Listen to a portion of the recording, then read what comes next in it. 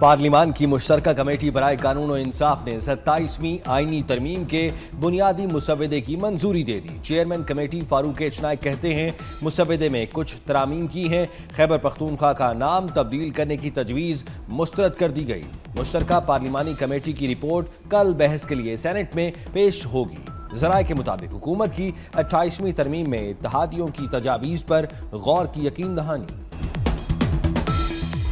قانون اور عوام کی عدالت میں جواب دہ ہوں، استثنا نہیں چاہیے۔ شہباز شریف کی وزیر اعظم کو فوجداری مقدمات سے استثنے کی شق 27ویں ترمیم سے نکالنے کی ہدایت۔ سوشل میڈیا پر بیان میں کہا، آذربائیجان سے واپسی پر اس شق کا پتہ چلا۔ یہ ترمیمی شق کابینہ سے منظور شدہ مسودے میں شامل نہیں تھی۔ شہباز شریف کی ہدایت پر وزیر اعظم کو فوجداری مقدمات میں استثنا دینے کی تجویز واپس۔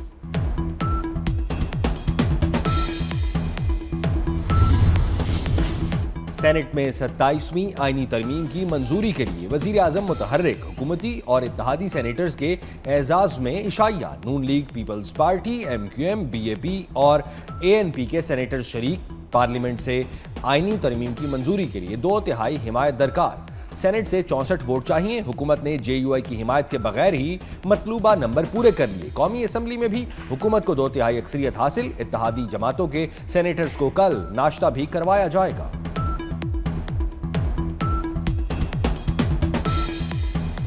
27ویں ترمیم میں کوئی نئی چیز نہیں، تمام باتیں کئی ہفتے پہلے ہو چکی ہیں۔ وزیر مملکت طلال چودھری کی میڈیا سے گفتگو، کہا سینٹ میں رپورٹ پیش ہونے پر تمام چیزیں واضح ہو جائیں گی۔ کمیٹی میں نہ آنے والے ملک کی خاطر بھی نہیں بولتے۔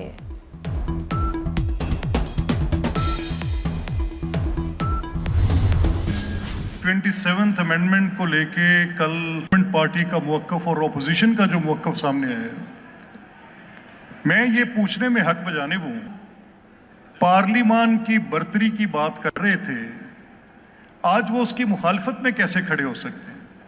اگر ججز کو نکالنے کا اختیار اور ان کی اپوائنٹمنٹ کا اختیار پارلیمان میں آئے تو کیا یہ پارلیمنٹ کی سپریمیسی ہے یا اس کی ڈیموشن ہے؟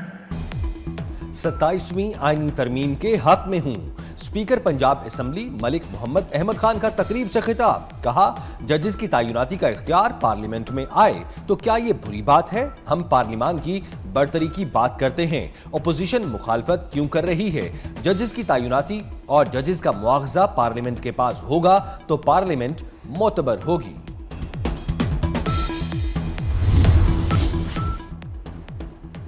افغان سرزمین سے پاکستان میں دہشت گرد حملوں میں نمایاں اضافہ ہوا۔ ترجمان دفتر خارجہ طاہر اندرابی کہتے ہیں، افغان طالبان کے وفد نے استنبول مذاکرات میں اصل مسئلے سے توجہ ہٹانے کی کوشش کی۔ طالبان حکومت کو دہشت گردوں کی حمایت سے باز آنا ہوگا، وعدوں کے بجائے عملی اقدامات کرنا ہوں گے۔ افغانستان میں موجود دہشت گرد گروہ پاکستان کے دشمن ہیں۔ طالبان حکومت دہشت گردوں کی پناہ گاہیں ختم کرے، مذاکرات امن کے لیے ہیں، کمزوری کے لیے نہیں۔ طالبان حکومت الزامات کے بجائے تعاون کا راستہ اختیار کریں۔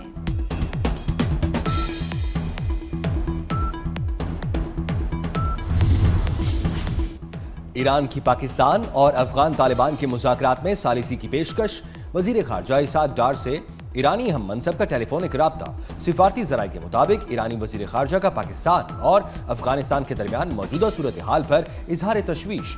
عباس عراقچی نے پاکستان اور افغانستان کو بات چیت جاری رکھنے پر زور دیا۔ اسحاق ڈار نے پاک افغان مذاکرات اور موجودہ حالات پر روشنی ڈالی۔ افغان سرزمین سے پاکستان میں دہشت گردی کا ایک اور ناقابل تردید ثبوت 30 سپتمبر کو فرنٹیئر کور ہیڈ کوارٹر نارتھ کوئٹہ پر دہشت گرد خودکش حملے میں ملوث دوسرا حملہ آور افغان دہشت گرد نکلا۔ سیکیورٹی ذرائع کا کہنا ہے فتنہ الخوارج کے افغان خودکش حملہ آور کی شناخت محمد سہیل عرف خباب کے نام سے ہوئی، جو افغان صوبہ وردگ کے ضلع میدان کا رہائشی ہے۔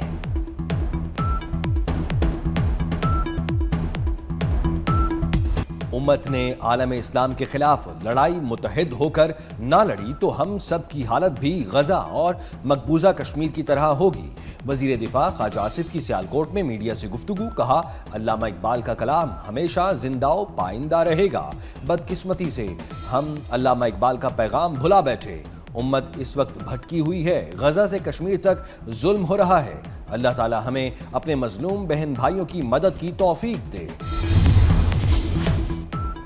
Chairman joint chiefs general Sahir Shamshad Mirza کا دورہ سعودی عرب، سعودی مسلح افواج کے chief of general staff general Fayyad Alhamed Alruwaili سے ملاقات، پاک سعودی عرب دفاعی شراکت کے فروغ کا عزم دہرایا۔ سعودی عرب کی جانب سے جنرل ساحر شمشاد کو king Abdulaziz medal of honour سے نوازا گیا۔ سربراہ مسلم لیگ کاف چودھری شجاعت حسین سے جرمن سفیر کی ملاقات، دو طرفہ تجارت بڑھانے کے لیے عملی اقدامات کی ضرورت پر زور دیا۔ جرمن سفیر نے چودھری شجاعت حسین کی خیریت دریافت کی۔ وفاقی وزیر اوورسیز پاکستانیز چودھری صالح حسین اور وزیر صنعت پنجاب چودھری شافع حسین بھی ملاقات میں موجود تھے۔ شاعر مشرق علامہ محمد اقبال کا 148واں یوم ولادت، لاہور میں مزار اقبال پر گارڈز تبدیلی کی پروقار تقریب، پاک بحریہ کے چاق و چابند دستے نے گارڈز کے فرائض سنبھالے۔ مہمان خصوصی ریئر ایڈمرل سہیل احمد اعظمی نے پاکستان رینجرز اور پاک بحریہ کے دستوں کا معائنہ کیا۔ مزار اقبال پر پھول رکھے۔ سیالکوٹ میں اقبال منزل میں یوم اقبال کی مناسبت سے تقریب، اقبال منزل میں علامہ اقبال کے زیر استعمال اشیاء آج بھی محفوظ۔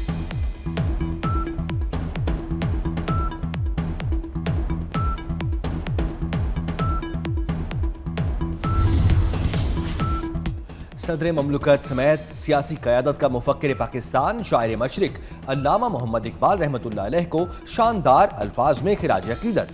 صدر آصف زرداری کا کہنا ہے شاعر مشرق کا ویژن آج بھی ہماری ترقی کی سمت متعین کرتا ہے۔ وزیر اعظم شہباز شریف نے کہا علامہ اقبال کی شاعری عمل اور خود شناسی کی لازوال دعوت ہے۔ وفاقی وزیر داخلہ محسن نقوی نے اپنے پیغام میں کہا آج ہمیں اپنے ملک کی تعمیر و ترقی کے لیے اقبال کا پیغام۔ لاہور میں سانسیں کھل کر سانس لینے کو ترس گئے، اسموک کے باعث فضا انتہائی آلودہ۔ دنیا کے آلودہ ترین شہروں میں آج لاہور کا دوسرا نمبر، ایئر کوالٹی انڈیکس 316 تک جا پہنچا۔ فیصل آباد، ملتان اور گجرانوالہ کی فضائیں بھی اسموک سے متاثر۔ کراچی کا دنیا کے فضائی آلودگی والے شہروں میں چھٹا نمبر۔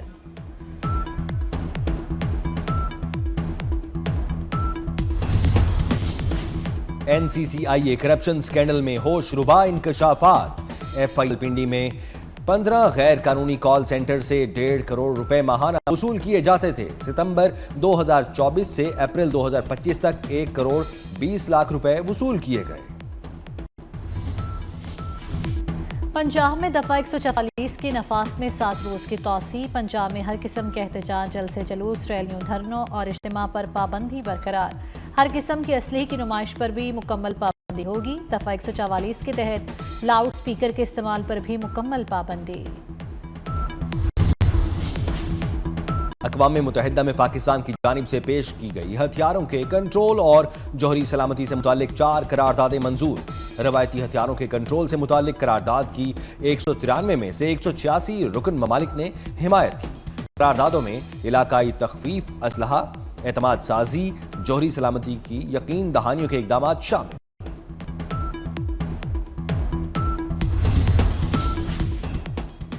روسی صدر ولادیمیر پوٹن نے جوہری تجربے کی تیاری کا حکم دے دیا۔ روسی وزیر خارجہ سرگئی لاروف نے تصدیق کرتے ہوئے بتایا کہ صدر کی ہدایت پر عمل جاری ہے، عوام کو نتائج سے آگاہ کیا جائے گا۔ روس کے یوکرین کے توانائی نظام اور رہائشی عمارتوں پر بڑے پیمانے پر میزائل اور ڈرون حملوں میں 6 افراد ہلاک اور درجنوں زخمی۔ دارالحکومت کیف سمیت 25 مقامات کو نشانہ بنایا گیا۔ روسی فوج نے 450 سے زائد ڈرونز اور 45 میزائل داغے۔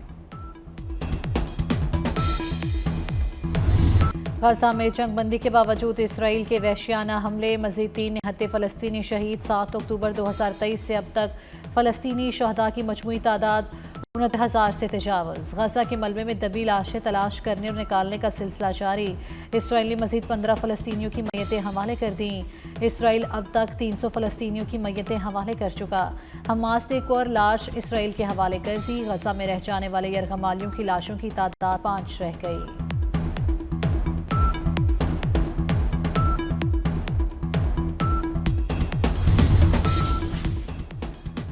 امریکی تاریخ کے طویل ترین شٹ ڈاؤن نے سرکاری ملازمین کی مشکلات میں اضافہ کر دیا۔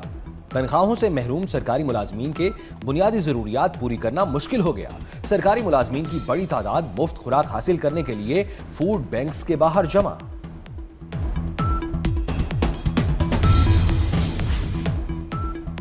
سمندری طوفان فلپائن اور خوفناک بگولوں نے برازیل میں تباہی مچا دی۔ فلپائن میں 188 افراد ہلاک، 130 سے زائد لاپتہ ہو گئے۔ برازیل میں طوفانی بگولوں کے باعث حادثات میں 6 افراد جان سے گئے۔ برازیل میں طوفانی بگولوں سے ہونے والی تباہی کے ڈرون مناظر نے دل دہلا کر رکھ دیے۔ کرتارپور میں بابا گرو نانک کے 556ویں جنم دن کی تقریبات جاری۔ وزیر اقلیتی امور پنجاب رمیش سنگھ اروڑا کہتے ہیں پاکستان نے سکھ یاتریوں کا راستہ کبھی نہیں روکا، کرتارپور راہداری کھول کر سکھ قوم کو تحفہ دیا۔ بھارت نے ہمیشہ رکاوٹیں پیدا کی۔ کرتارپور میں سیلابی پانی کا فوری نکاس یقینی بنانے پر فیلڈ مارشل سید عاصم منیر کی تحسین۔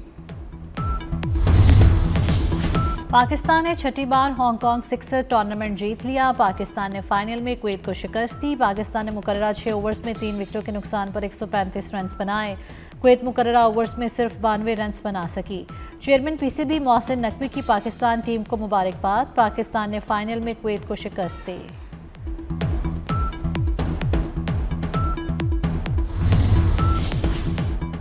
پاکستانی شاہینوں سے 2-2 ہاتھ کرنے سری لنکن ٹائیگرز اسلام آباد پہنچ گئے۔ پاکستان اور سری لنکا کے درمیان 3 ون ڈے انٹرنیشنل میچوں کی سیریز 11 سے 15 نومبر تک راولپنڈی میں کھیلی جائے گی۔ پاکستان، زمبابوے اور سری لنکا کے درمیان T20 سیریز 17 سے 29 نومبر تک ہوگی۔ تھل جیپ ریلی کا رنگارنگ میلہ اختتام پذیر۔ جوشیلے ڈرائیورز نے 200 کلومیٹر طویل ٹریک پر خوب مہارتیں دکھائیں۔ فیصل شادی خیل سحری فہرست رہے، سب سے کم وقت 2 گھنٹے 10 منٹ میں ریس مکمل کی۔ میر نادر مقصی 2 گھنٹے 14 منٹ کے ساتھ دوسرے نمبر پر رہے۔ رضا سعید نے 2 گھنٹے 15 منٹ، صاحبزادہ سلطان نے 2 گھنٹے 19 منٹ میں فاصلہ طے کیا۔ نیدرلینڈز کی خاتون سیاح سمیت بڑی تعداد میں لوگوں نے صحرا میں سجے فیسٹیول کو انجوائے کیا۔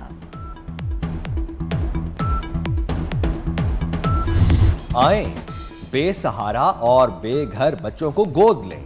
پاکستان سمیت دنیا بھر میں آج اڈاپشن ڈے۔ بے گھر بے سہارا بچوں کی کفالت اور گود لینے کی اہمیت بڑھ رہی ہے۔ آج کا دن ان بچوں کے نام جن کی معصوم آنکھیں کسی کی پیار بھری آغوش کی اور لفظوں کی مالا کو اپنی خوبصورت آواز کے دھاگے میں پرونے والی گلوکارہ مالا بیگم کا آج یوم پیدائش۔ مالا بیگم نے پاکستان فلم انڈسٹری کے لیے انتہائی مقبول گیت گائے۔ 9 نومبر 1939 کو فیصل آباد میں پیدا ہوئی۔ اصل نام نسیم نازلی تھا۔ پاکستان فلم انڈسٹری کے لیے شاہکار گیت گائے۔